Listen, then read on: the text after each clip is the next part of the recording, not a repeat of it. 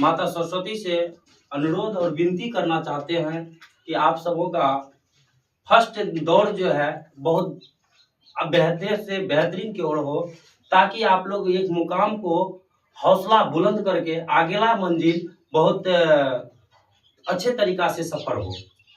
तो देखिए, कभी काल पूर्ण विराम जो होता है ये अंत नहीं होता है, नए दौर की शुरुआत होती है। आज आप लोग का कक्षा 10वीं की जो है पूर्ण विराम जो लग रहे हैं, आप क्या पढ़े, कितना जानकारी हुए, इसका मापदंड सरकार तय करते हैं, जिसको कहते हैं बोर्ड एग्जाम। आप उस बोर्ड देने के लिए जाते हैं।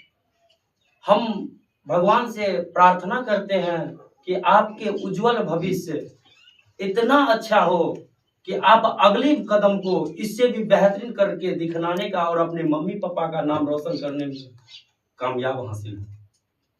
और एक शिक्षक, और जिस तरह से बढ़ाई होता है कि कोई भी लकड़ी को टेढ़ा मेढ़ा रहता है उसको काट कूट करके सीधा कर दिया जाता है, कभी काट इधर से छाट करके। पत्थर में देखिए, एक पत्थर कभी जो बरामदा पे लगा रहता है वो भी पत्थर है, कोई मूर्ति बनल रहता है वो भी, दोनों पत्थर में अंतर हो जाता है। एक पे पैर दे देते हैं, दूसरा को पूजा करते हैं, लेकिन है तो पत्थर है, दोनों में फर्क है। उन्होंने जिसको मूर्ति बनाया ना, तो उसपे एक एक चोट दे करके, एक एक चोट खाया, तब जाकर के मूर्ति का आकार बनता है। ऐसे नहीं, आप लोग भी इस सफर में कभी डांट करके, कभी फटकार करके, कभी दो थप्पड़ ले करके भी पढ़े, और इस जो पढ़े अपनी कामयाबी के लिए ज्ञान अर्जन किए। बिगड़ने के लिए कहीं स्कूल नहीं है, लेकिन सुधरने के लिए सब जगह स्कूल है, फिर भी लोग नहीं सुधर पाता। लेकिन आप लोग भाग्यशाली है कि आप शिक्षित होने के लिए हर कदम को हर तत्पर रहे। सफलता हमेशा निरंतरता, प्रयास खोजता है। निरंतर मतलब लगातार। अगर लगातार आप कामयाब कोई काम कर रहे हैं तो इसका मतलब आप सफल होने जा रहे हैं। आज आप सफल होने के कगार पे हैं, इतने अच्छे से सफल होइएगा। मैं भगवान से प्रार्थना करता हूं कि आप जिस तरह से सफर में आए उसी तरह से आपका कामयाबी उज्जवल भविष्य की हार्दिक शुभकामना मैं करता हूं।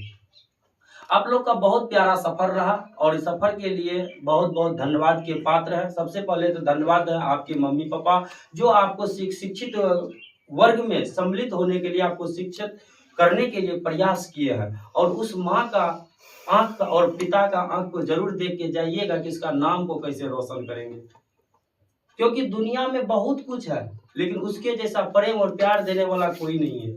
वो आपको बहुत अच्छे मजबूत वो स्तंभ है कि आपको कामयाब करने के लिए, अपना एक रोटी कम खा करके आपको सफल होने के लिए सोचता है। आप कैसे सफल हो? आप यहाँ सफल होने के लिए आए हैं, तो निश्चित सफल होइएगा।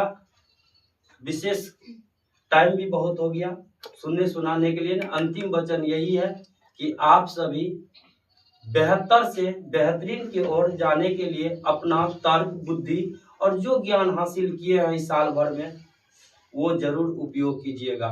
हमेशा हमेशा स्वच्छता की ओर दिशा और दशा बदलता है।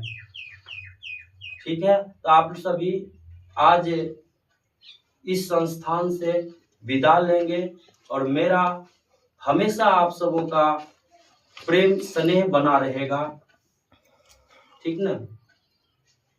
जय हिंद, जय भारत। आप सबों के लिए बहुत भविष्य की कामना करते हैं, उज्जवल कामना।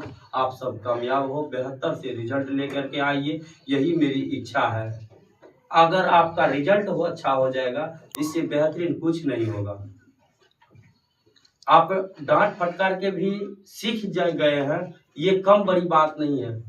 बहुत आदमी तो फटकार करके भी नहीं सीख पाते हैं, लेकिन आप डांट और फटकार सब सीखे हैं। और इस सफर में कभी हमसे भी ज्यादा कुछ हो गया होगा तो उसको अपने मतलब समझिए कि एक जगह रहने के बाद कुछ ना कुछ होता है, कभी दाब उनार का कोनो बात कह करके कोनो बात सह करके होता है। तो भूले भुसरे में अगर हो गया होगा तो उसको भी, उसके लिए मैं क्षमा प्रार्थी हूँ। अगर भूले भटके में किसी तरह का बात, किसी तरह का आवेग, मार डांट पट हो गया तो उसको भी क्षमा करने का कृपा कीजिएगा। और आप सभी कामयाब जरूर होइएगा, क्योंकि आप शिक्षित हुए हैं। शिक्षित हुए हैं तो आप शिक्षा का महत्व दीजिए और उससे अंतर रहना चाहिए। शिक्षा में अंतर, अशिक्षित और शिक्षित में आप बेहतर की ओर जाइएगा तब ना आपका नाम होगा कि नहीं आप अच्छे गुण। आपका रिश्ता मेरे रिश्ता से जुड़ा हुआ है कि कैसन शिक्षा दिया होगा। अगर आप गलत करते हैं तो वही मेरे पर उंगली होगा कि हाँ कैसन शिक्षा दिया कि जो कुछ नहीं हुआ। तो उसको कम से कम लाज को सम्मान को बनाए रखिएगा। मेरा यही शुभकामना है।